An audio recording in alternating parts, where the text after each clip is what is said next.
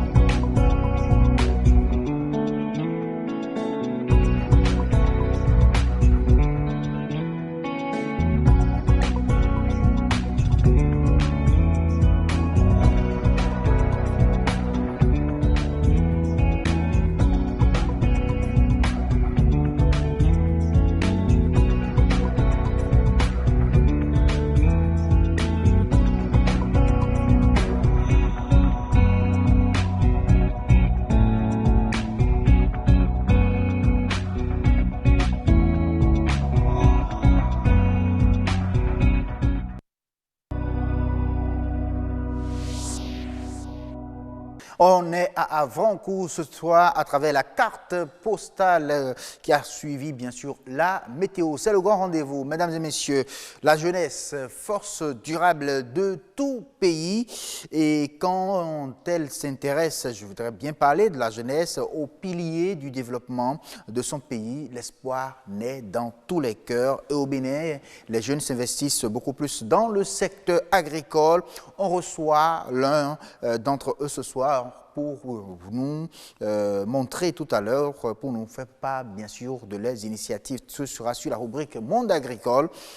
Aujourd'hui, 3 juillet, c'est la journée mondiale sans sacs plastiques. Les sachets plastiques polluent l'environnement et tous, nous le savons, pire, ils sont devenus un problème de santé publique, une nuisance en tout cas pour l'homme. Les arguments d'un spécialiste de santé tout à l'heure sur nature et bien-être.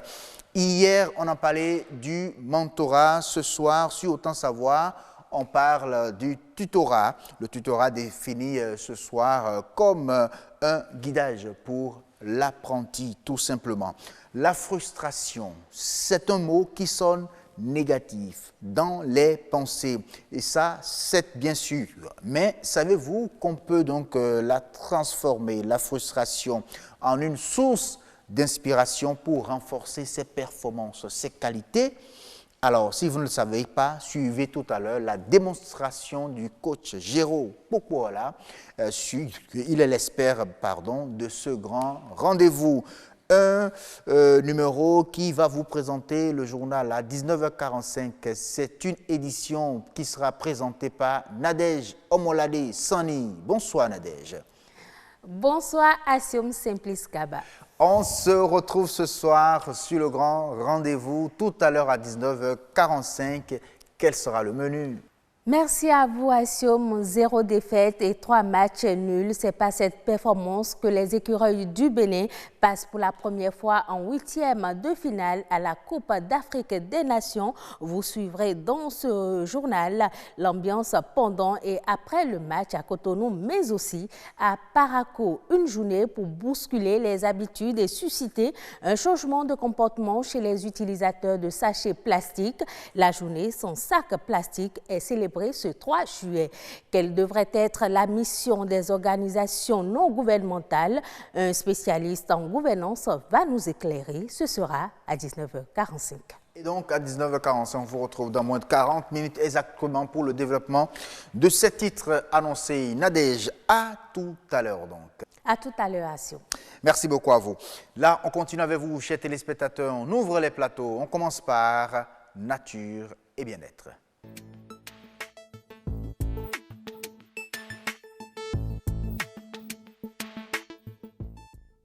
Oui, l'actualité aujourd'hui, c'est le 3 juillet et bien sûr la journée mondiale sans sac plastique. Sachet plastique aujourd'hui devenu source de problèmes de santé publique. Mais comment est-ce possible? On y répond dans un instant, juste derrière ce reportage. Des sachets non biodégradables sont toujours présents sur le marché. Un tour dans la ville de Cotonou et le constat est amer. Des sachets plastiques continuent de dicter les lois dans les rues. On remarque que ça continue toujours parce que certaines bonnes dames ne veulent pas laisser l'utilisation des sachets. Ce n'est pas totalement disparu. Donc, ils doivent faire encore un grand effort pour pouvoir enlever tous les sachets pour qu'on ait la paix dans le pays. Les clients sont réticents. Ils n'aiment pas débourser de l'argent pour prendre les emballages. Si on est allé au marché, si on est allé en boulangerie pour prendre le pain, il nous sert avec le sachet. Sachet noir ou bien différentes couleurs. Jaune, rouge, orange, comme ça. Les sachets plastiques dont l'utilisation est interdite au Bénin continuent de rivaliser avec les emballages biodégradables. En attendant la répression, certains Béninois essaient de se conformer à la loi en adoptant de bons comportements. Nous, on ne fait que respecter les règles imposées par le gouvernement. Donc, avant, on utilisait, mais actuellement, on n'utilise plus. Donc, nos pains, on avait l'habitude d'emballer ça dans ces papiers. Donc, on a juste ajouté 16 enveloppes. Pour enfin supprimer les sachets en plastique. À part ça, on a aussi des sacs qu'on vend à 100 francs. Quand les gens payent le pain, ils payent ça aussi pour mettre le pain dedans. D'autres amènent leur propre sachet pour payer. Donc, du coup, nous, on n'utilise plus du tout du sachet.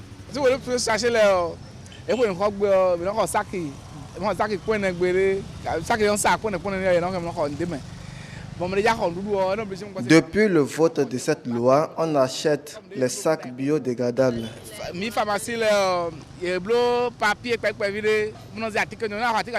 Il y a certaines pharmacies qui proposent des emballages en papier aux clients.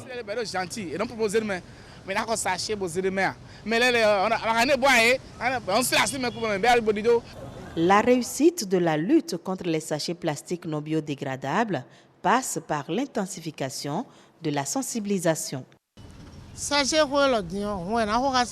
Pour cette affaire de sachets, il faut qu'on se batte réellement pour gagner la lutte.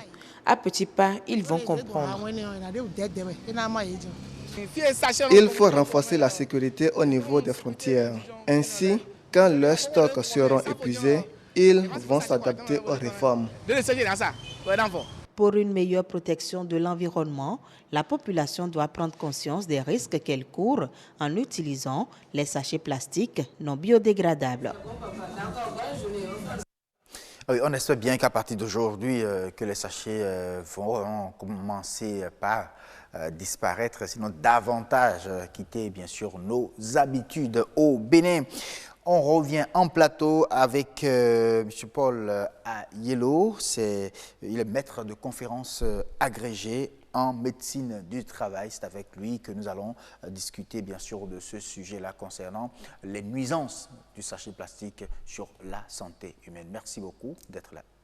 C'est un plaisir. Bonjour. Bonjour. Alors, bonsoir à vous, Yasmine Damata. Bonsoir Simplice Gaba. Comment allez-vous? Très bien. Alors, c'est un plaisir de vous avoir sur ce plateau parler bien sûr des sachets plastiques devenus problème de santé publique désormais. Oui, problème de santé publique, on a assez parlé des dégâts sur l'environnement. Aujourd'hui, on parlera de la santé. Bonsoir, docteur. Bonjour, madame la journaliste. J'aime bien vous appeler docteur. Alors, dites-nous, on a parlé de l'environnement. Pour les santé, en quoi ces sachets constituent-ils un danger pour notre santé? Eh bien, je me réjouis de cette journée d'abord et que si le thème retenu pour ces journées, c'est des journées sans sachets plastiques ou sans sacs plastiques, ce serait un grand succès. D'abord pour le Bénin et pour l'humanité tout entière. Parce que la question de sachets plastiques, c'est une catastrophe. Oui. Une catastrophe pour l'environnement et surtout pour la santé. Et on ne peut pas étaler tout ici en matière de conséquences. Mais on va quand même énumérer quelques-unes des conséquences. Oui. Donc vous avez les conséquences sur la santé, elles procèdent de deux manières. Donc nous allons parler des conséquences directes et des conséquences indirectes. Les conséquences directes, c'est celles qui sont liées à l'usage direct de sachets plastiques pour contenir des aliments. Donc des aliments ou de l'eau ou des boissons. Et ces sachets, vous savez, le vrai problème, ce n'est pas lié au sachet lui-même, mais c'est lié aux additifs qui ont servi à faire le sachet, à rendre le sachet plus utilisable. C'est-à-dire les additifs sont utilisés pour un sachet souple, oui, clair, transparent et coloré. Donc voilà, c'est ces additifs qui sont les plus dangereux.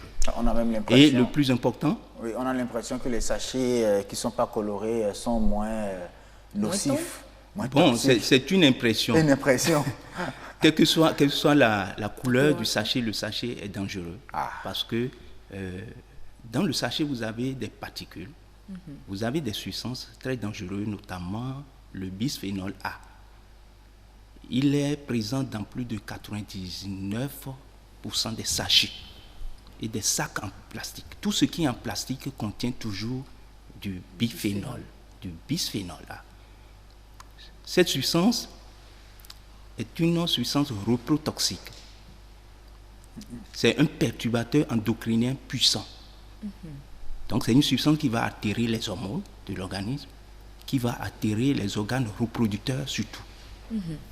Donc, et quand on parle des organes, c'est des hormones fabriquées par le pancréas, par l'hypophyse.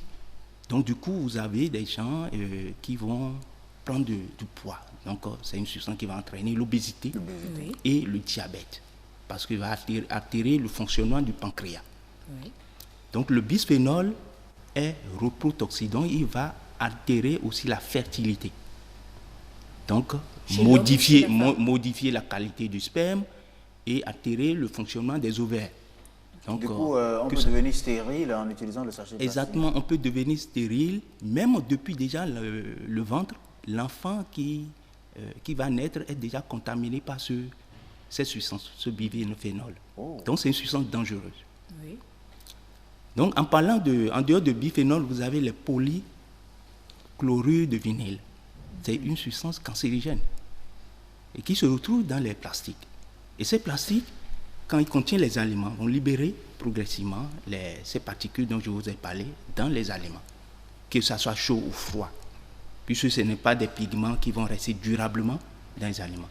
Et surtout les aliments qui sont faits à base d'huile vont imprégner les sachets et ces sachets vont libérer dans cette huile ces toxiques-là. Souvent, c'est à Taco TV qu'on achète souvent. Et même chaud, oui, vous voyez tout ce qui... Les gens prennent du haricot chaud avec de l'huile. Que ça soit chaud ou froid. Du matin jusqu'au soir. Vous voyez, la matière même première déjà du plastique, c'est du pétrole, des hydrocarbures, donc qui sont liposolubles, donc qui sont solubles dans l'huile. Dans l'huile, hein? Dans l'huile. Simplement. Donc dès lors qu'ils sont en contact avec l'huile, vont se libérer dans l'huile. Chaud ou froid? Que ça soit chaud ou froid. Wow. Donc nous allons nous contaminer par ces particules. Dans le tout, il suffit juste d'utiliser le sachet, de mettre l'aliment dedans. Vous utilisez le sachet. Si ça contient de l'huile, c'est pourquoi je disais à l'entame, que si on peut finir avec les sachets, surtout les sachets à usage unique, ce serait vraiment un grand résultat, un grand succès pour le Bénin. Puisque le grand problème, c'est les sachets uniques, à usage unique, qui se trouvent partout, il faut l'attirer partout, il rentre dans tout. Dans tout, hein? Dans tout. Donc vous avez par voie indirecte, c'est la contamination de la chaîne alimentaire. Oui. Parce que les sachets vont se retrouver dans l'eau, vont se retrouver dans le sous-sol. Et encore, quand on parle de sachets biodégradables, j'attire votre attention sur le fait que tout n'est pas bio. Voilà. Donc parce que le bio biodégradable est très cher. Okay. Et du coup, vous avez du faux qui rentre dans le système. Vous avez des sachets qui se fritent et qui constituent encore une autre catastrophe. Parce que quand ça s'effrite, ça va être dégradé facilement et être récupéré par les micro-organismes. Et les êtres vivants, petits êtres dans les cafards, vont les manger. Les vers de terre vont les manger parce que quand ça s'effrite, c'est un peu comme des poussières.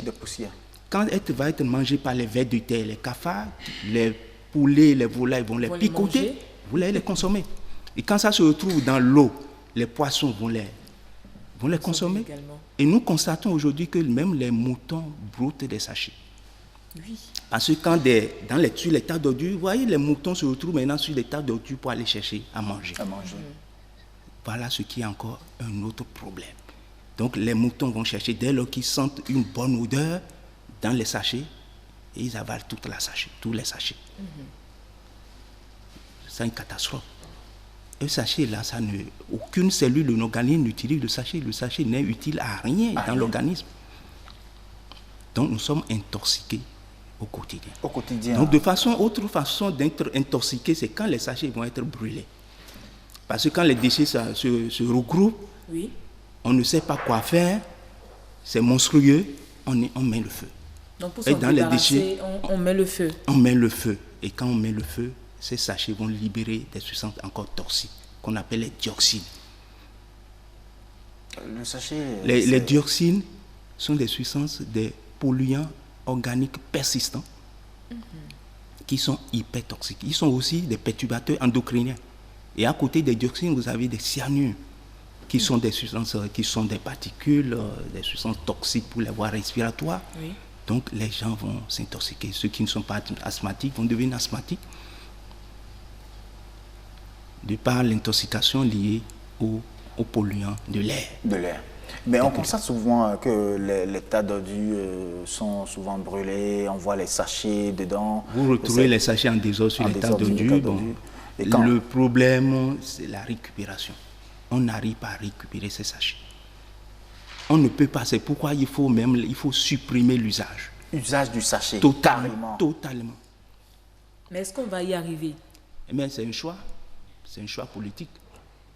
Il vaut mieux encourager les sachets, les sacs réutilisables que d'encourager les sachets, les sacs à usage unique. Bon, on remarque d'ailleurs même qu'il y a des huiles qu'on vend aujourd'hui en sachet. Est-ce que vous dites que c'est liposoluble, ces dangers-là qui sont... Ces sachets sont fabriqués à base des dérivés de pétrole qu'on appelle des hydrocarbures, qui sont des substances liposolubles. C'est-à-dire quand on met l'huile dedans en même temps... Qui se solubilisent dans l'huile, qui libèrent les substances dans l'huile. Ce attiqué qu'on voit à l'écran là, ça veut dire que c'est rempli de... Regardez, pour regarder. C'est la contenu du bio. Vous regardez à l'écran, vous voyez, ça là, on met de l'huile dedans et tout. Que ce soit des plats en plastique ou des sachets, tout ça. Non, c'est le sachet qui est emballé. Voilà. C'est du plastique. Voilà. C'est du plastique. Donc c'est pas du tout conseillé. Voilà ce qu'elle fait en train d'emballer. Voilà. Qu'est-ce qui lui donne la couleur blanche? Voilà. Donc c'est des substances qui sont utilisées. Voilà, le colorant. Voilà. Donc le pétrole n'est pas blanc. Le pétrole n'est pas blanc. Donc des colorants, c'est des pigments à base de chrome, de cadmium, qui sont encore des substances. Donc autant s'en débarrasser, autant ne pas utiliser les sacs ou sachets plastiques à usage unique. Il faut supprimer l'usage des plastiques à usage unique. Voilà. Je me permets cette tautologie. Ah oui. Merci beaucoup à vous, docteur. Je vous remercie. Vraiment, merci Yasmine pour le sujet évoqué. J'ai compris désormais pour les mamans qui vont acheter huile 100 francs dans sachet et qui amènent à la maison pour préparer la sauce. C'est du kawa, le sachet, mais je vous en prie, il faut arrêter ça. Vraiment. Merci beaucoup à vous, docteur. Merci, c'est moi qui vous remercie. À très, très bientôt. La suite du grand rendez-vous, ce sera avec la jeunesse, l'espoir vraiment de tout pays. Avec eux, nous allons parler de comment est-ce que les jeunes investissent, les jeunes béninois surtout investissent dans l'agriculture, qui est un pilier de notre pays, ce monde agricole.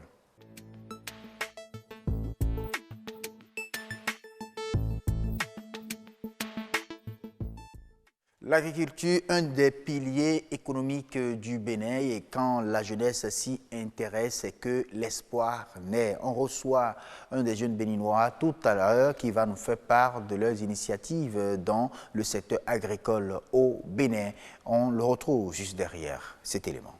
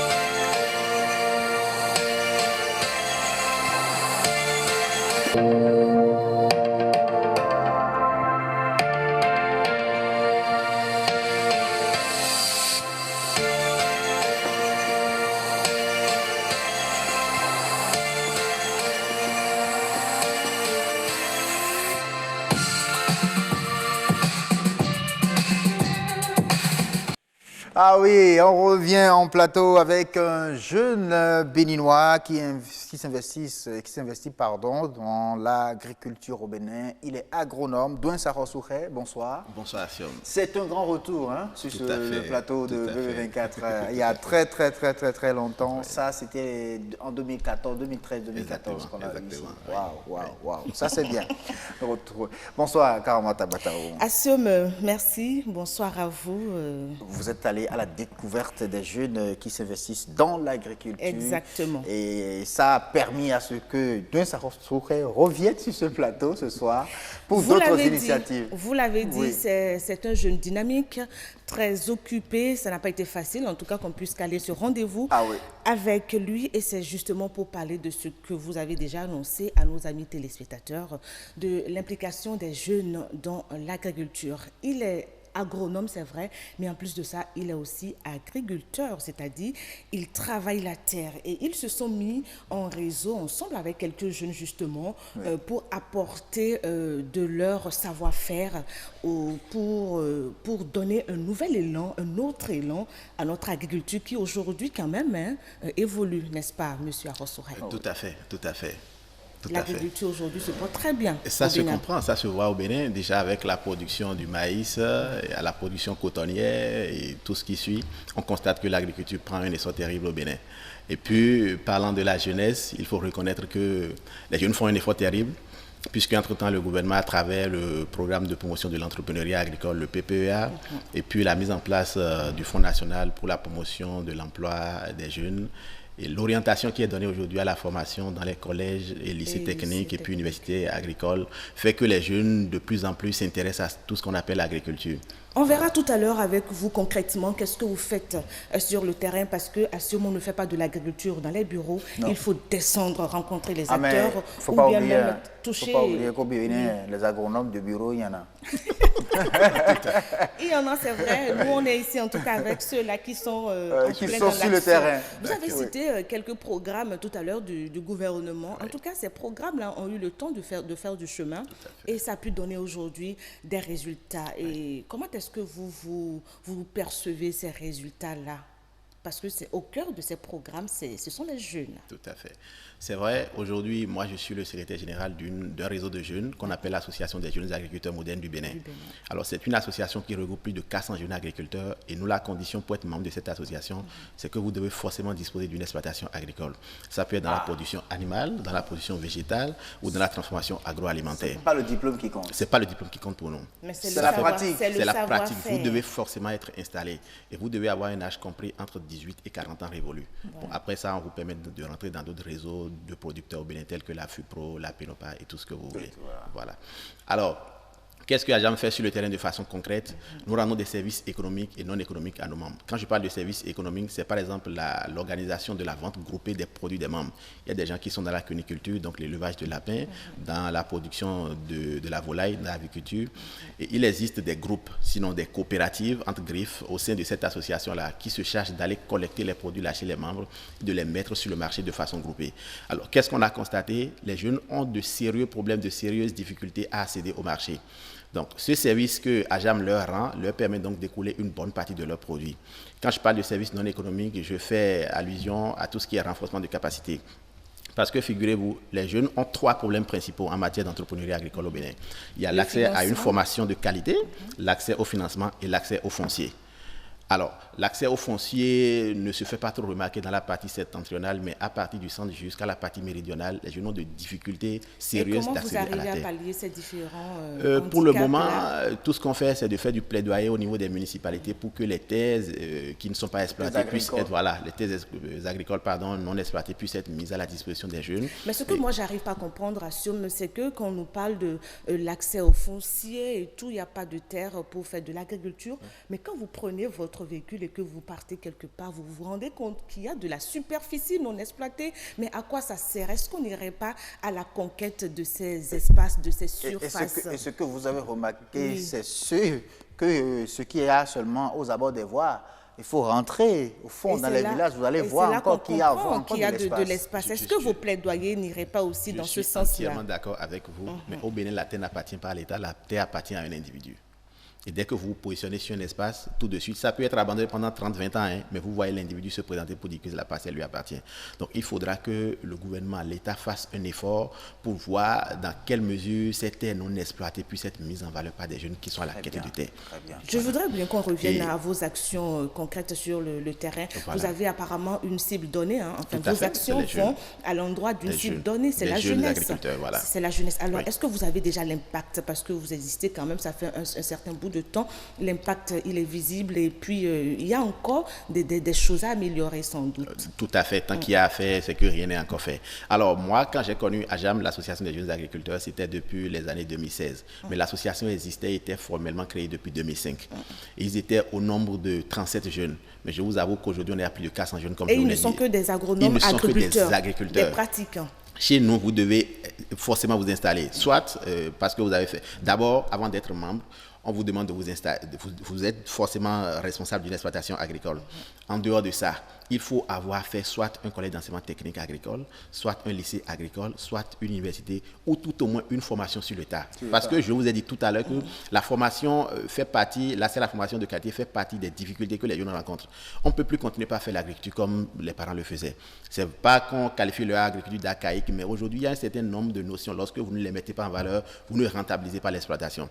Alors, la vision de AJAM, c'est de réussir à professionnaliser et développer les exploitations agricoles des jeunes agriculteurs afin de contribuer à la sécurité alimentaire tout en initiant des emplois décents pour les jeunes. J'espère que vous pensez aussi à la gestion durable des terres parce que... Tout à fait, parce qu'aujourd'hui, quand vous dites terre, vous devez intégrer l'aspect environnemental, sinon vous n'allez pas vous en sortir. Vous voyez, avec le réchauffement climatique, la variabilité climatique, tout ça, qu'on n'arrive pas à maîtriser, c'est que forcément, lorsque vous n'intégrez pas l'aspect environnement dans votre production, vous passez à côté, vous avez des retombées tout de suite. Donc, les intrants que vous utilisez favorisent beaucoup plus les rendements durables de toutes les façons. Ce que nous faisons, on n'utilise pas de produits non homologués au Bénin. Vous n'allez pas venir sur nos exploitations et avoir des produits non homologués. Alors, qu'est-ce que vous attendez à court et moyen, long terme avec ces actions de la jeunesse béninoise qui est impliquée dans le secteur agricole? Quelles sont vos attentes? je dirais que mes attentes vont se tourner autour des 3 points principaux que j'ai évoqués. C'est l'accès à la formation. Dans les lycées, collèges et universités agricoles... Mais ça se corrige peu à peu. Hein? Ça vient progressivement, mais on pourrait mieux faire. On pourrait mieux faire. C'est vrai qu'aujourd'hui, on parle aux étudiants et aux jeunes élèves de l'entrepreneuriat agricole, mais qui sont ceux-là qui leur parlent? C'est des enseignants, ce n'est pas des entrepreneurs qui leur parlent de l'entrepreneuriat. Et moi, je dis toujours, c'est un mécanicien qui forme un mécanicien, c'est un menuisier qui forme un menuisier. On ne peut pas demander à un enseignant ou un enseignant-chercheur de former un entrepreneur agricole. C'est un peu utopique pour moi. Alors donc, si on peut revoir les choses pour que ça aille un peu mieux, je pense que ça conviendrait. Par rapport au financement, on a mis en place le Fonds national. Mais il y a un projet tout récemment mis en place, là, un fonds tout récemment mis en place. Là, le FNDA? Exactement. Oui, justement, le FNDA n'a pas un volet typiquement jeune. Alors que ça fait partie des failles. Je dirais que c'est une faille que moi je trouve déjà pour ce fonds-là. Parce que quand on parle de jeunesse, les jeunes n'ont pas les mêmes problèmes que les adultes. Avant qu'un jeune n'accède au financement, on lui demande une garantie. Les adultes vous diront qu'ils ont plus de on lui demande une garantie. Une garantie. Oui. Et cette garantie, c'est généralement une garantie matérielle et c'est généralement le foncier. Le gars, il y a des difficultés d'accès au foncier. Et vous lui exigez une garantie foncière. Alors vous proposez quoi? Comment est-ce qu'il peut faire? Il faut que forcément, il y ait un fonds dédié à la jeunesse. Rien qu'à la jeunesse. Rien qu'à la jeunesse, dans le secteur agricole. Parce que quand il dit FNPEJ, ça prend en compte l'artisanat, le tourisme et l'agriculture. Notre agriculture est une activité spéciale qui mérite un fonds spécial. Monsieur Arossouré, quand toutes ces difficultés-là auront solution, enfin ce que vous avez cité, les 2 ou les 3, est-ce que vous pensez que nous allons damer le pion à certaines nations, un peu comme l'Éthiopie, le Ghana, qui en matière agricole? C'est clair, même sans tous ces accompagnements, les jeunes font déjà un effort terrible. Vous voyez, on n'a jamais demandé à quelqu'un de devenir un Zémidiaman. Ils y vont de leur plein gré et de leur propre gré. Donc, lorsque les conditions sont améliorées, c'est clair que la jeunesse va s'investir à fond dans l'agriculture. C'est clair. Et puis, l'autre chose sur laquelle je voudrais revenir un peu, c'est l'accès à l'énergie. Sur les exploitations aujourd'hui, on n'a pas l'accès à l'énergie. Et tout au moins l'énergie renouvelable, les énergies renouvelables, on pourrait faire un clin d'œil. Et il faut saluer, je tiens aussi à Siom Gaba, si vous le permettez, à saluer ces jeunes-là qui mettent en place des systèmes, en tout cas, pour que l'agriculture et le numérique aillent de pair. Vous avez vu tout à l'heure dans les images les drones. Il y a des drones fabriqués, enfin, qui existent déjà ici même au Bénin, qui arrosent même les espaces, mais pas de très grande superficie. Je suis d'accord, c'est ingénieux, mais l'accessibilité pose problème. Puisqu'un drone, c'est à coût de 500 000, même à coût de millions. Et ça ramène toujours au financement. Au financement. Donc, un jeune n'a pas accès à cela. Donc, si on peut améliorer cet aspect, accès à l'énergie sur les exploitations, et puis l'accès au numérique, parce qu'aujourd'hui, il faut forcément faire du numérique pour s'en sortir. On n'est plus à l'étape où il faut aller sacler avec ceci. Et l'accès aux machines agricoles. Les jeunes n'ont pas donc cette capacité d'accéder aux machines agricoles. Merci beaucoup, Monsieur Douins Arossouré, jeune agronome et agriculteur. J'insiste beaucoup sur ce titre-là. Agriculteur. Allez, merci beaucoup à vous, Karamata Gbataou. Merci, Douins. Merci, Assur. Bien des choses à Zaïk. Je ne manquerai pas. Voilà, c'est un collègue de la radio. Exactement. Voilà, vous avez compris. C'est vraiment ok, merci bien. Allez, on continue à vous, chers téléspectateurs, sur ce grand rendez-vous. Place, bien sûr, à Autant Savoir.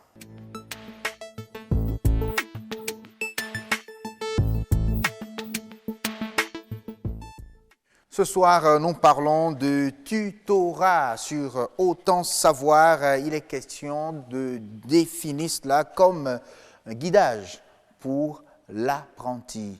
On vous retrouve juste derrière cet élément. Le développement personnel et celui des entreprises préoccupent plus d'un. Le recours à l'aide physique ou morale d'une tierce personne plus chevronnée que soi motive et rassure. Un mentor offre son encadrement, mais aussi son expérience pour aider le mentoré à atteindre des résultats qui suscitent admiration. Très basiquement, n'importe qui a besoin d'un mentor. Du moment que vous êtes dans une démarche d'apprentissage et de croissance personnelle, tant individuelle que professionnelle, on a besoin à un moment donné de plus expérimenté que soi. Le plus important, c'est d'identifier celui qui répond à vos valeurs, celui qui répond à votre aspiration et qui se trouve plus ou moins dans les mêmes domaines que vous. Pour révéler le potentiel et accroître le rendement, certains entrepreneurs font appel à des mentors qui les orientent afin d'éviter certaines erreurs. C'est quelqu'un qui nous aide à identifier les points sur lesquels nous pouvons nous améliorer, à identifier les ressources clés vers lesquelles nous pouvons nous rapprocher et qui nous aide en fait à gravir petit à petit les différentes étapes qui nous mènent au succès. J'ai eu avec mon équipe un mentor tunisien qui, avec son expérience dans l'aide au lever de fonds, nous a aidé aujourd'hui à parfaire notre business plan, à parfaire notre plan financier, à être plus aptes à lever des fonds à l'international. Une relation efficace entre un mentor et son mentoré doit se baser sur la confiance. Aussi, le respect mutuel entre les deux s'impose-t-il en amont. Vous conviendrez avec moi que, afin d'apprendre de quelqu'un, il faut pouvoir créer ce lien, cette relation nécessaire qui fait que vous êtes assez ouverts l'un envers l'autre. Tu es obligé de t'abaisser, d'avoir les postures de quelqu'un qui veut apprendre. En effet, les mentorés peuvent tirer profit des connaissances organisationnelles du mentor. Ce dernier peut également être pour eux une source d'information. Un mentor doit s'assurer par la suite que son mentoré a atteint ses objectifs. Mes mentors m'ont permis d'identifier les points de faiblesse de mon produit, m'ont permis d'améliorer déjà un peu et d'établir un chronogramme d'évolution de ce que j'ai à faire pour que le produit se porte bien. Un mentor peut être physique ou virtuel. Il soutient son mentoré en faisant un suivi régulier de ses résultats. Selon une enquête réalisée en 2017 et publiée sur le site du Figaro, le mentor contribue pour 18% dans la réussite du mentoré. Merci beaucoup à vous, Gloria Oni, pour ce reportage sur le mentorat. On parle aujourd'hui du tutorat avec Moïse Soudokin qui nous revient. Et on était ensemble hier pour parler du mentorat. Aujourd'hui, c'est le tutorat. Oui. Bonsoir. Bonsoir. Merci d'être là. Bonsoir, Aniato Nifadebelo, comment allez-vous? Bien, merci, Assem Gaba. Bonsoir, mesdames et messieurs. Bonsoir chez vous. Nous parlons tutorat. Oui, hier, cela a été annoncé sur ce plateau. On a parlé déjà du mentorat et on s'est rendu compte que le tutorat aussi avait quelques ressemblances avec le mentorat tout en étant différent. C'est pourquoi on a préféré revenir sur le tutorat aujourd'hui. C'est un plaisir de vous avoir encore avec nous, Moïse Soudokin. Et donc déjà, je me dis tout de suite, est-ce que vous pourrez nous définir un peu le tutorat? Merci beaucoup. Le tutorat, c'est une relation formative entre un enseignant qui est le tuteur et un apprenant. Alors, il use de distinguer le tutorat de la formation académique classique, qui fait beaucoup plus appel à un professeur et des élèves. Un tuteur n'est pas censé tout connaître. Et c'est justement pour cela qu'on définit généralement le tutorat comme le guide à l'apprentissage. C'est-à-dire que le tuteur a la formation, a l'expérience et il s'assure de tracer un chemin, il s'assure de mettre l'apprenant sur un chemin, il s'assure de le soutenir. Mais quelle est la différence alors entre le tutorat et le mentorat? Effectivement. Hier, je disais que le mentorat, c'est une relation interpersonnelle liée à l'expérience, liée à l'expertise. Le mentorat, c'est un mentor, c'est quelqu'un qui a l'expertise, c'est quelqu'un qui a l'expérience et qui se met dans une relation interpersonnelle avec un mentoré pour lui transférer son expérience. Mais le tuteur n'est pas obligé d'avoir beaucoup d'expérience. Le plus important, c'est de maîtriser le chemin. C'est de maîtriser le chemin et de pouvoir s'engager à quand même aider, à pouvoir faciliter le travail de l'apprenant. C'est-à-dire que le tuteur, c'est dans le milieu, je sais pas, éducatif, qu'on le retrouve. Pas seulement dans le milieu éducatif. Et le mentor dans le milieu professionnel. Non, pas seulement dans le milieu éducatif. La belle preuve aujourd'hui dans les entreprises, pour les stages, on a des tuteurs qui nous aident, qui nous facilitent, qui nous encadrent durant notre stage. Donc, autant dans le monde professionnel que dans le monde académique, on a besoin de tuteurs. Justement, et comme particularité pour le tutorat, on se rend compte que dans le système académique, on en parle beaucoup. Est-ce qu'au niveau académique, ce n'est que ce lien enseignant-apprenant? Dans le milieu académique, Oui, il y a déjà, comme je l'ai dit, il faut distinguer le professeur du tuteur, non, le professeur du tuteur. Oui, justement. Et comme on est dans le milieu académique, c'est très facile de faire la confusion. Oui, c'est très facile de faire la confusion. C'est dans l'appellation, mais dans la pratique, je pense que il y a toujours la différence. C'est un tuteur qui encadre votre enfant ou bien votre nièce, votre neveu à la maison n'a pas les mêmes attitudes que son professeur à l'école. Le professeur ou bien le maître a l'obligation d'avoir la maîtrise de toutes les filières, alors que le tuteur peut se spécialiser en mathématiques ou bien en physique et se limite à ce champ. Et il n'est pas un professeur, il n'a pas le rôle de professeur, c'est un appel notamment aux parents, parce que généralement les parents pensent qu'un tuteur c'est lui qui vient, c'est lui qui enseigne tout. Quand on revoit un peu la définition étymologique ou le fondement même du tutorat, c'est un facilitateur, c'est quelqu'un qui connaît le chemin mais qui ne dit pas à l'enfant voilà ce qu'il veut faire, mais il prépare le terrain, il prépare l'environnement pour que l'environnement que l'enfant n'a pas eu à l'école, l'enfant puisse avoir l'environnement à l'école. Encore qu'il doit normalement mieux connaître l'enfant, donc il a l'environnement à la maison où il permet à l'enfant d'être plus épanoui, de mieux comprendre telle notion ou telle autre notion. Ou telle autre, c'est le même cas pour les stages académiques surtout. Oui, c'est le même cas, presque le même cas, parce que généralement en entreprise, pour les stages académiques, on a des tuteurs, et le tuteur, c'est quelqu'un qui a déjà... il faut noter que dans ce cas, le tuteur a un statut juridique. C'est-à-dire que le tuteur, il est désigné par la structure ou bien il est recommandé par la structure pour travailler avec X ou Y pour son stage académique. Mais il a les mêmes fonctions, notamment des facilitateurs d'encadrement que dans le cadre D'accord. Oui, mais moi, ce qui m'intrigue, c'est qu'il y a, quand on parlait du mentor et du mentoré, on s'est rendu compte que c'est un choix de confiance, c'est le mentoré qui va vers le mentor et qui choisit ce mentor-là. Or, dans le système de tutorat, c'est parfois l'administration, c'est parfois le service qui désigne un tuteur pour un apprenant ou bien pour un stagiaire. Est-ce que dans ce système, la confiance qui doit régner pour la transmission est vraiment effective?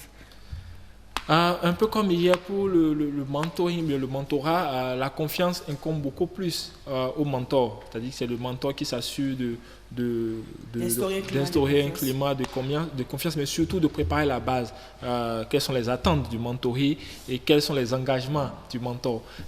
Pour le tutorat, c'est beaucoup plus, je dirais, une responsabilité partagée.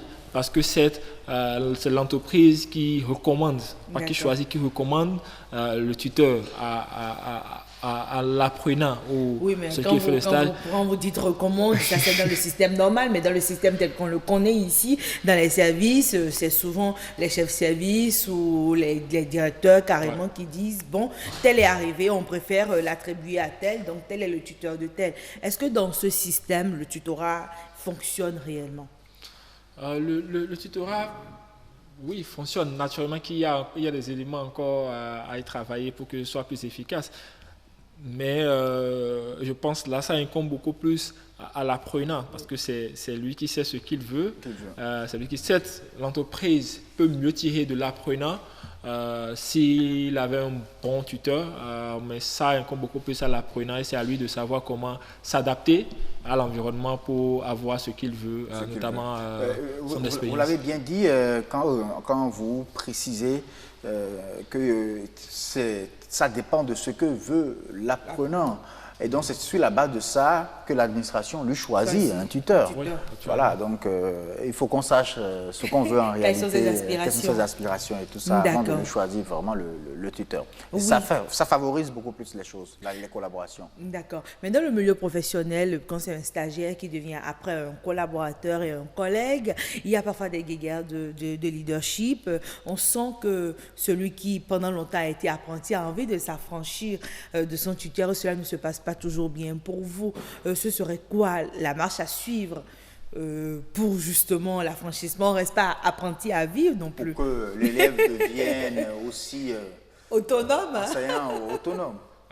Cela faire appel beaucoup plus encore aux organisations que nous avons aujourd'hui, aux structures que nous avons aujourd'hui au sein de nos organisations, et aussi quel mécanisme on met en place pour s'assurer qu'il y ait le transfert de compétences, mais qu'il y a aussi la reconnaissance de l'expertise au sein des organisations. Je pense que c'est une vraie question, c'est un vrai travail qui incombe encore aujourd'hui au Donc vous n'avez pas de réponse toute faite, en fait. Il n'y a pas de réponse toute faite.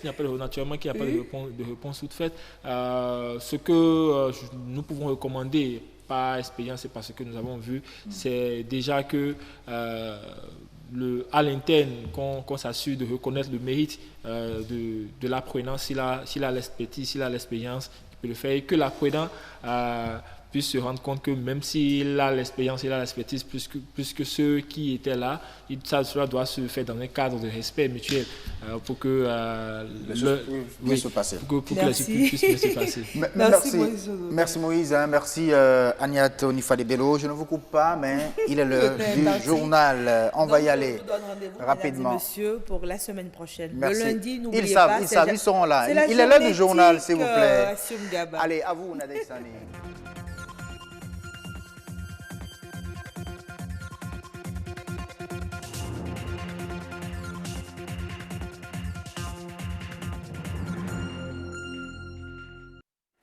Bonsoir à tous, bienvenue dans cette édition du soir. Le Bénin qualifié pour la première fois de son histoire en huitième de finale, un match nul avec les champions d'Afrique et le Bénin obtient son billet. Retour sur cette ambiance pendant le match à Cotonou.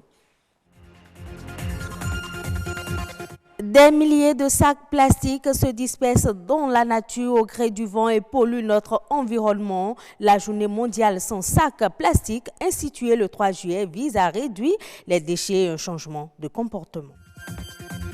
La société civile anime la vie publique et veille sur les intérêts du peuple, mais leur rôle va bien au-delà. Un spécialiste en gouvernance nous éclaire dans ce journal.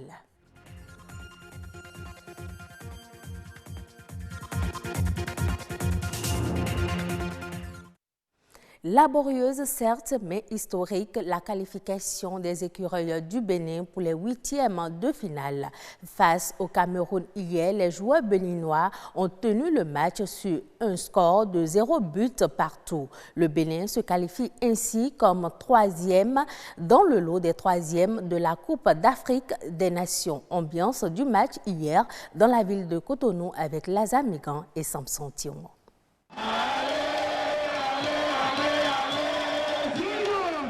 Ce sont des supporters des écureuils du Bénin, conscients de la qualité du jeu des Camerounais qui ont suivi avec beaucoup d'émotion et de stress ce troisième match de poule de leur équipe. Une rencontre au cours de laquelle les Lions indomptables du Cameroun ont largement dominé l'équipe du Bénin qui avait besoin d'un nul pour se qualifier pour les huitièmes de finale. Face aux assauts répétés des Camerounais, l'équipe du Bénin résiste et ne baisse pas la garde jusqu'à la pause.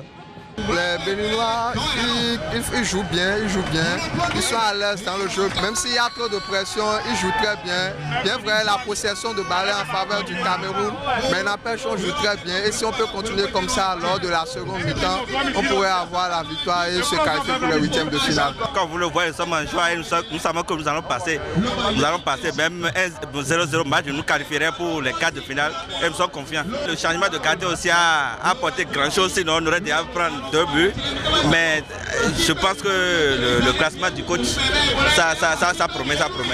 Mais je pense qu'il doit modifier quelque chose au milieu, parce que le milieu, ça ne va pas. Parce qu'il y a beaucoup de balles perdues au niveau du milieu. Donc s'ils peuvent régler quelque chose au milieu, ça va beaucoup nous apporter.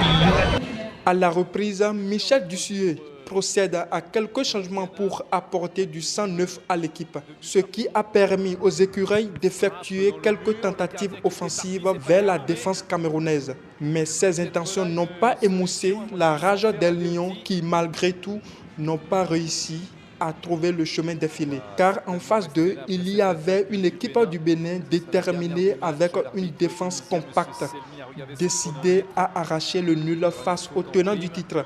À l'arrivée, ce sont les Béninois qui s'en sont tirés d'affaire en se classant troisième de la poule derrière le Cameroun. pour les huitièmes de finale. Les supporters reviennent de loin. Ce n'est que l'Alliance populaire, vous observez partout.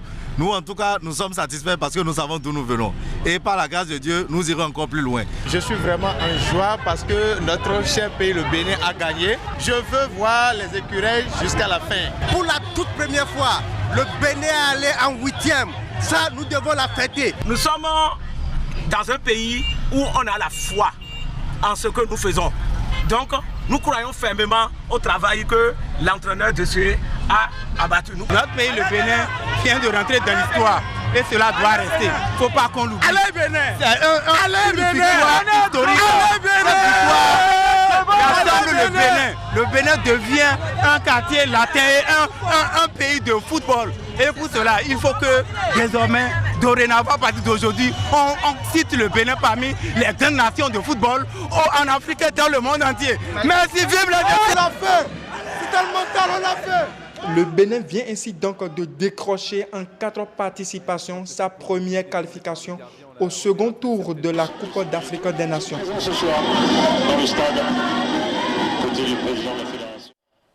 Le score nul et vierge du match Bénin-Cameroun de la CAN Égypte 2019 restera gravé dans les mémoires des Béninois. Chaps, Dean Baguiri et Olviga Messon ont suivi la rencontre avec certains journalistes et sillonné quelques athlètes de la ville de Parakou au thème du match. Le Bénin joue sa qualification face aux Lions indomptables du Cameroun. Personne ne veut se faire compter l'événement ici à la maison de la radio, à la direction régionale de l'ORTB Parakou. Les férus du Curon se sont donné rendez-vous pour vivre ce match Bénin-Cameroun.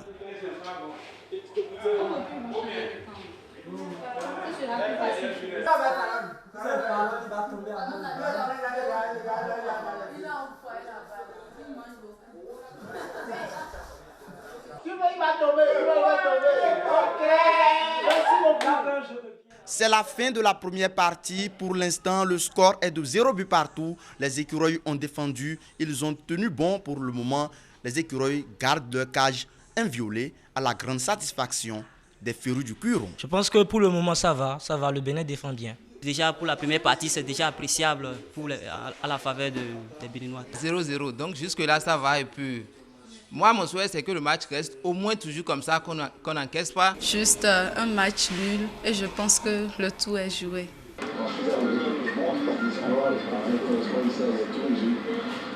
Après Radio Parakou, nous voici ici au sein d'un bar-restaurant d'un organe de presse privé de la cité des Koubourou.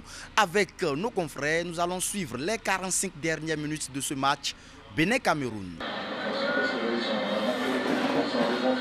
Retour à la maison, hein, donc dans l'autre sens aussi. Voilà, c'est une prise de risque quand même. Il est quand même parti pour insister là. Allez les jaunes, les gars!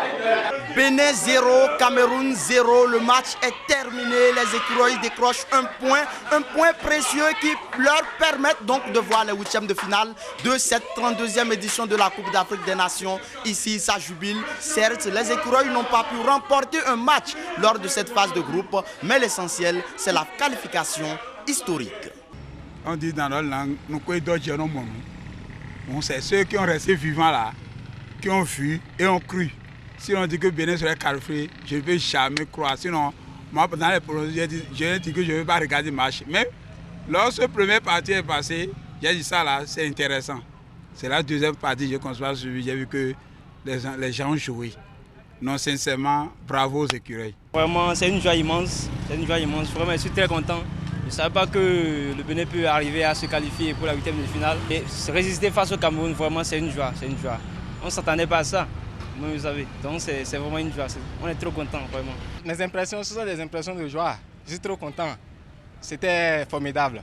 Résister face aux Lions indomptables, je ne croyais pas à ça. Donc, je suis trop content. Donc pour la suite, je souhaite le meilleur pour nous. Je souhaite le meilleur. Qu'on soit toujours parmi les vainqueurs, juste à la fin. Je souhaite le meilleur. Donc force aux écureuils du Bénin. Après le sport, on parle environnement à présent. C'est l'une des alternatives trouvées par les environnementalistes pour protéger les mers et préserver la faune et la flore.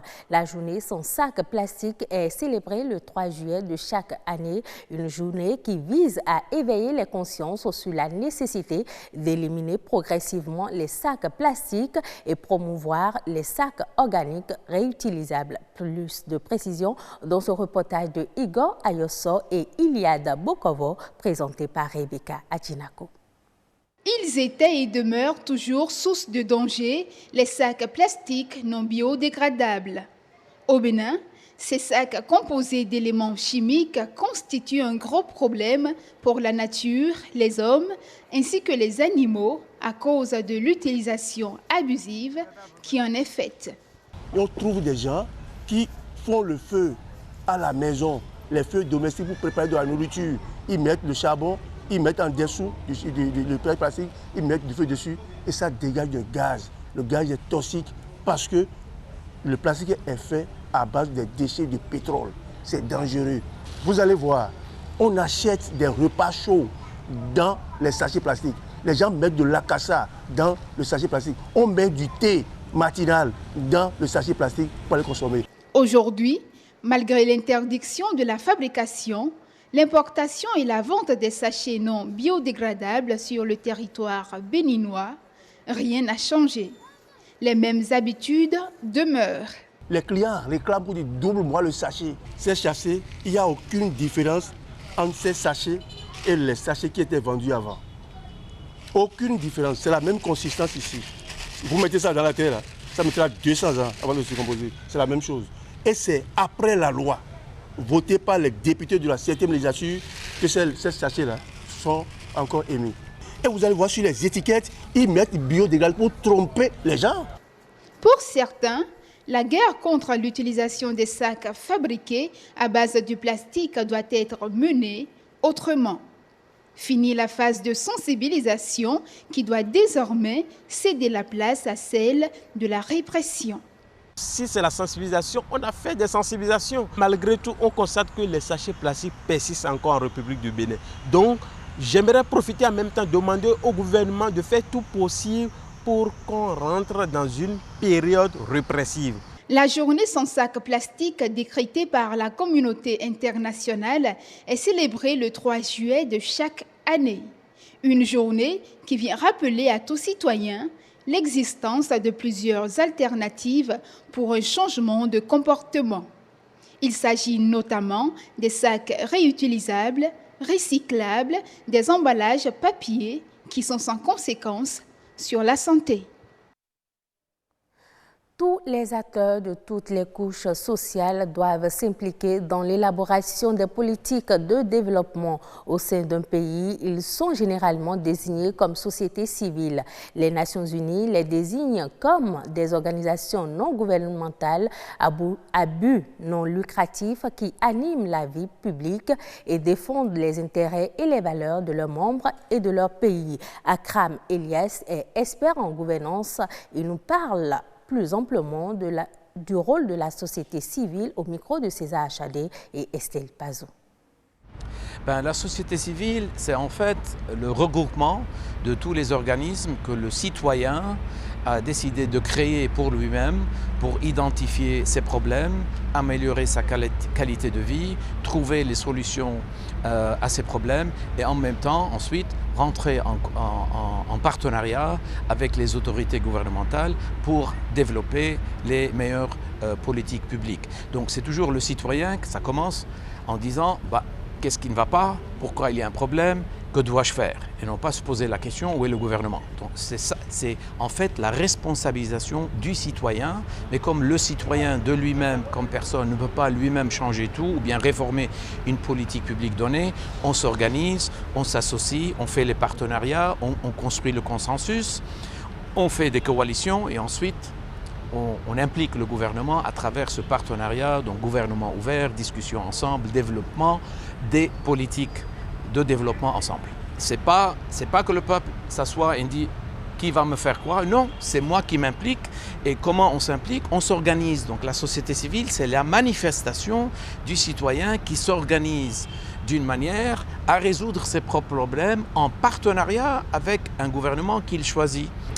La société civile, en fait, pour nous, c'est vraiment toute la communauté. Mais maintenant, toujours, comme c'est toujours le cas, le citoyen, il y a des gens qui vont prendre plus de relève que d'autres, mais c'est tout le monde qui est impliqué. Ce sera tout pour cette édition. Merci de l'avoir suivi.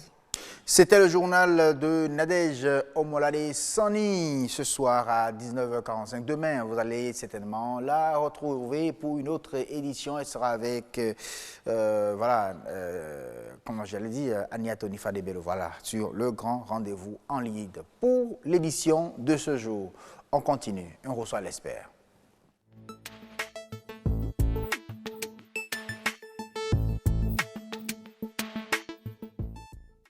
Ce soir, nous parlons de la frustration. Ça sonne souvent négatif dans les pensées, mais le coach Géraud Poupola nous dit aujourd'hui que la frustration est un outil qu'il faut donc positiver plutôt pour renforcer son efficacité, surtout en milieu professionnel. Bonsoir, Géraud. Bonsoir, M. Assioum. Merci d'avoir accepté notre invitation. Tout le plaisir pour moi. Mais pourquoi est-ce que vous dites que la frustration est un outil à positiver désormais? Merci beaucoup, Assioum. Déjà, de façon générale, moi, je voudrais déjà témoigner du fait que tout ce que je réalise dans la vie est au départ déjà par le fait des frustrations. Ah oui. Parce que quand vous n'êtes pas frustré, quand vous ne vous sentez pas mal dans votre peau, quand les événements de la vie ne vous fouettent pas, quand quelque chose ne vient pas bousculer un peu votre agenda et votre mentalité, votre ego, vos valeurs, vous n'êtes pas prêt suffisamment à aller de l'avant et réaliser quelque chose de votre vie. Et de façon générale, dans diverses situations, on peut être sujet de frustration. Peut-être dans ce moment, quelqu'un m'écoute et qui travaille peut-être dans une entreprise, ça fait 5 ans ou 10 ans, et il pense peut-être que l'entreprise ne lui reconnaît pas son mérite. C'est une frustration. Il est frustré. Il est frustré. Ou peut-être quelqu'un qui fait le son mieux, mais n'a jamais de remerciements ou n'a jamais, je vais dire, des félicitations de la part de ses supérieurs hiérarchiques. Il est frustré. Et ça peut être même au niveau, comme on l'a vu dans un élément, au niveau du tutorat. C'est possible également, dans ce même procédure du tutorat ou de mentorat, qu'un élément que vous êtes en train de mentorer, du fait que vous avez un éclat en guillemets, beaucoup plus évolué que celui de celui que vous tutorez, qu'il soit frustré, parce qu'il est en guillemets sous votre ombre, il a envie également de briller, il a envie également d'aller de l'avant, il a envie également de réaliser des choses extraordinaires, mais il se voit chaque fois, je vais dire, mis dans votre ombre. Ça crée des situations de frustration à son niveau qui font que d'une manière ou d'une autre, quand c'est mal orienté, ça peut l'emmener à faire des choses qu'il pourrait regretter. Ça peut être également même vis-à-vis d'un supérieur hiérarchique qui voit qu'au niveau de son équipe, quelqu'un émerge.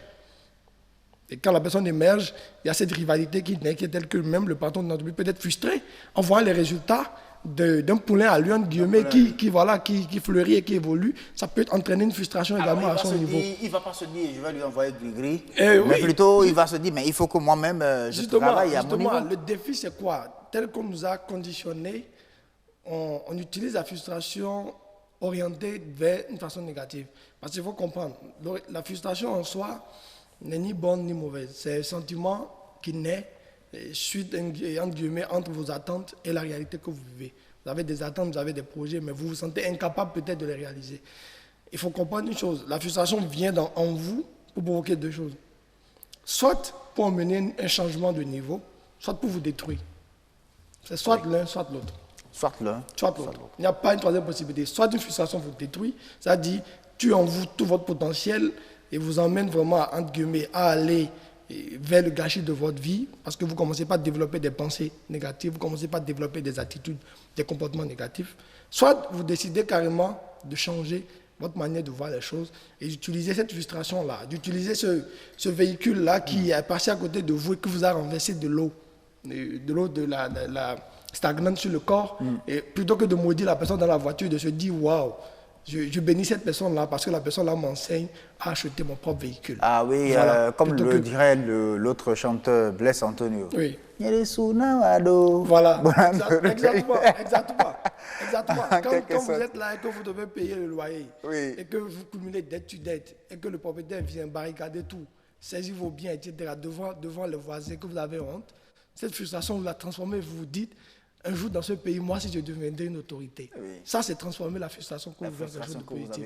Alors maintenant, une chose est de dire, ah oui, moi-même je deviendrai ci, moi-même j'aurai ça, mais l'autre est de pouvoir réunir les éléments qu'il faut pour atteindre cet objectif-là que vous venez de vous, bien ce défi-là que vous venez donc de vous lancer vous-même.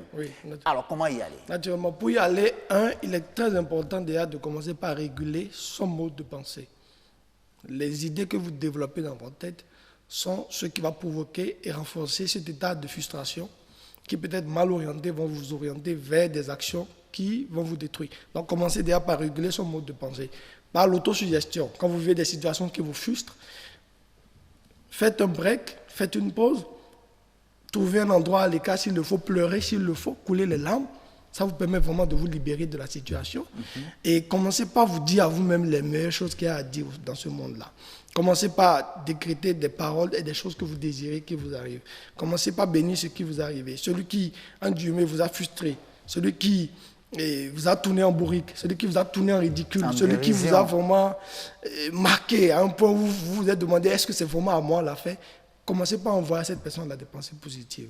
C'est pas facile, mais croyez-moi, si réellement vous voulez transformer la frustration en quelque chose de positif, c'est comme ça qu'il faut commencer. Ça, c'est la première étape. Deuxième étape, il faut se créer quand même des objectifs.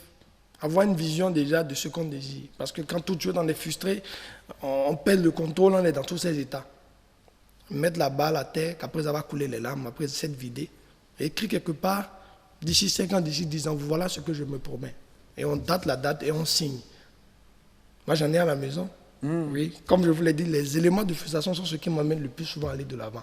Où je signe cette date-là, je dis tel jour, tel événement s'est passé. Ça a déclenché en moi cette procédure qui fait que je me suis promis d'atteindre tel objectif dans tel temps, dans telle période, dans telle seconde, à la minute près. Et de telle manière. Voilà, et de telle manière. Et on commence déjà par travailler sur ce plan également. On commence par analyser pour voir qui, avant moi, croyez-moi, nous, on a un club en développement personnel, Impact Monde Club, où on invite des personnes qu'on estime que sont des individus qui ont relativement atteint un certain niveau de succès. Croyez-moi, on a fait l'échantillonnage, quand vous prenez 100 personnes qui sont passées au club, et tous ont une histoire commune. Quelqu'un qui aujourd'hui, apparemment, est quelqu'un qui a réussi sa vie, a connu les pires misères de ce monde, a connu les pires situations de ce monde. Une autorité que, je ne peux pas citer le nom, qui disait comment est-ce qu'elle a été tournée en bourrique, parce qu'elle a voulu prendre rendez-vous avec un DG. On l'a fait asseoir pendant 4 heures, sans le recevoir. Et il est là, il voit quelqu'un venir, on le reçoit avant lui. Ça l'a bouleversé. C'est ce qui a fait de lui quelqu'un aujourd'hui. Vous voyez, c'est des situations comme ça. Il faut aller voir, aller lire les histoires pour voir qui sont ceux qui en ce moment, peut-être ont réussi, mais qui peut-être il y a 5 ans, 10 ans, vivaient ce que vous vivez aujourd'hui. Ça fait que vous êtes plus rassurés. Vous avez la possibilité de savoir que si telle chose s'est passée avec telle personne, qui peut-être même au départ valait même, entre guillemets, moins que vous, c'est que tout est possible dans la vie. Ça fait que dans votre état d'esprit, vous vous sentez beaucoup plus fait. Il faut aller lire les biographies, il faut aller sur YouTube, il faut aller même à la quête, si possible, des personnes dans votre milieu qui ont réussi pour essayer de connaître un peu l'histoire. Il y a forcément un événement qui déclenche. Quel élément déclencheur? Voilà, il y en a dans tous les domaines. Dans tous les domaines, même un politicien, c'est peut-être un événement peut-être qu'il a marqué, qui a fait qu'il s'est dit, moi je vais devenir politicien parce que telle chose m'a frustré et je me sentais tellement faible. Si j'avais du pouvoir, peut-être que ça ne me serait pas arrivé. Il faut que je puisse avoir le pouvoir. C'est des gens qui ne se sont pas laissés détruire par ce qu'ils vivent. Donc c'est essentiel déjà de commencer par pouvoir voir ceux qui ont réussi déjà avant soi. Autre chose également qui peut aider, c'est d'avoir un environnement qui vous permet chaque fois de vous rappeler où est-ce que vous voulez aller. Parce que entre vos désirs et ce que vous voulez et la réalité de l'instant présent, la situation ne va pas changer du jour au lendemain. Il faut se créer un environnement mental exorciser son environnement et faire en sorte que ceux qui sont autour de soi soient des individus qui vous aident à positiver un peu votre vie. Pas des individus qui sont là pour vous rappeler chaque fois comment vous êtes incapable de réaliser telle chose. Pas des individus qui sont là chaque fois pour vous détruire votre rêve, détruire vos aspirations, qui sont là pour vous décourager, qui sont là pour vous dire que vos plans ne sont pas des plans sérieux, mais au contraire, des individus qui vous encouragent, qui vous motivent et qui vous donnent vraiment la force d'aller de l'avant. Pourquoi ne pas, si possible, essayer de rencontrer un coach, travailler avec lui dans ce sens-là, lui poser réellement les défis que vous vivez en termes de frustration, que ce soit en milieu professionnel, que ce soit en milieu personnel, que ce soit des frustrations au plan financier ou au plan émotionnel, échanger avec un coach qui travaillera avec vous à affiner un peu votre plan et vous aider à aller de l'avant. En dehors de cela également, il faut mettre en place un ensemble de mécanismes qui tous les jours font que votre état d'esprit vraiment est au sommet des challenges. On a remarqué souvent, ce n'est pas ce que l'on vit qui est important, c'est les idées qu'on développe dans ce que l'on vit. C'est ça qui fait en fait la réalité de la souffrance et de la frustration. Voilà. Donc pour créer quand même cet environnement mental-là dans sa tête et pouvoir bien vivre une situation de frustration, entre guillemets, qui fait que dans le champ, ça devient chez vous une réponse automatique. Parce qu'après, ça deviendra un réflexe. Au début, ça va flotter, mais quand vous vous entraînez, ça deviendra un réflexe. C'est de prendre l'habitude, quand vous vous levez le matin, d'affirmer les choses que vous désirez qui se passent dans votre journée.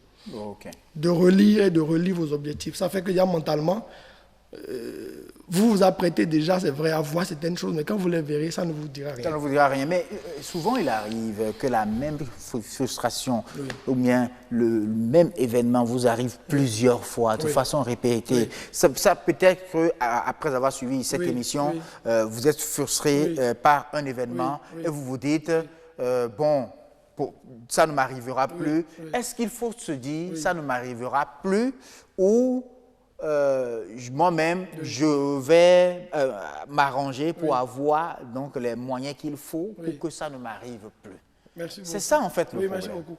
Déjà, la première étape, c'est de commencer par décréter « ça ne m'arrivera plus ». Ça, c'est la première étape.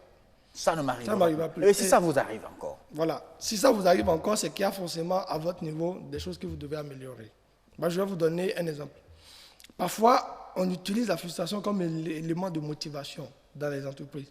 Nous avons eu cette situation-là où, dans une entreprise dont je tairai le nom, il y a eu un individu qui a connu son moment de gloire, et ce qui fait qu'il a commencé par dormir sur ses lauriers.